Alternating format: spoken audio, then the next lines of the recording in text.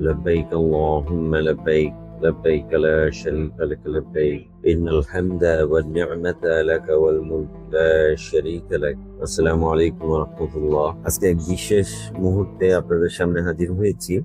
বুঝতেই পারছেন আমি এহরামের কাপড় পরে আছি। আমি আল্লাহর ঘরের ওমরার উদ্দেশ্যে সফর করতে রওনা হয়েছি, ট্রেনে বসে আছি। এই মুহূর্তে আমি একটা বিশেষ বার্তা দেওয়ার জন্য আমি আপনাদেরকে সামনে এসেছি।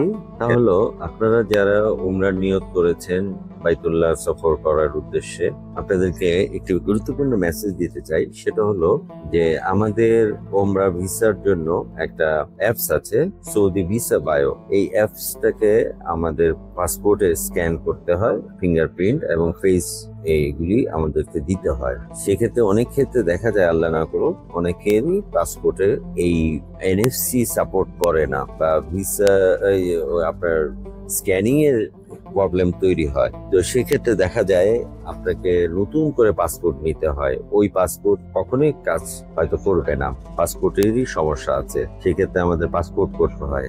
এই সমস্যা যদি কারো হয়ে যায়, সেক্ষেত্রে হয় কি, দেখা যায় যে এইটা একদম লাস্ট মোমেন্টে আমরা করতে চাই। ধরেন আমাদের টিকিট হয়ে গেছে, হোটেল টোটেল সব ঠিক করা হয়েছে, এখন যাওয়ার 10 দিন আগে হয়তো আমরা এই স্ক্যানটা করি ভিসাটা নেওয়ার জন্য।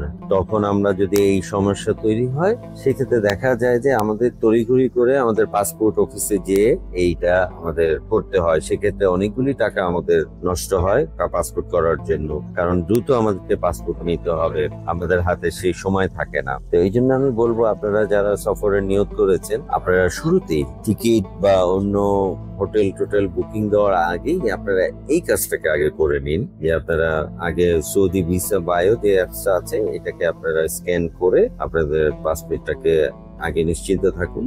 যদি এটা হয়ে যায়, আলহামদুলিল্লাহ, তারপরে আপনাদের আর কোনো চিন্তা থাকবে না। আর যদি কারো এরকম সমস্যা তৈরি হয়, সেক্ষেত্রে পরামর্শ থাকবে যে আপনারা সরাসরি পাসপোর্ট যে আগারগাঁও অফিস আছে, সেখানে যে আপনারা পিডি বরাবর আবেদন করলে, সময় যদি আপনার থাকে 15 দিন 20 দিনের সময় থাকে, তাহলে আপনি ফ্রিতেই পেয়ে যাবেন এটা। অন্যথায় আপনাকে তাড়াতাড়ি নিতে হলে টাকা দিয়ে নিতে হবে।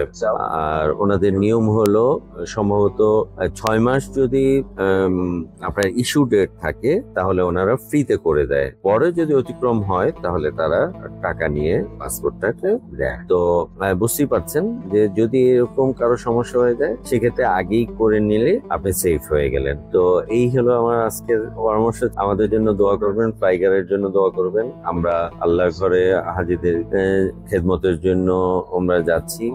আল্লাহ যাতে আমাদেরকে সবকিছু সুন্দর মতো সহি সালামত করে আবার ফিরতে পারি, সেই দোয়াই আপনাদের কাছে চাই। ইনশাআল্লাহ দোয়া করবেন। আসসালামু আলাইকুম ওয়া রাহমাতুল্লাহি ওয়া বারাকাতুহু।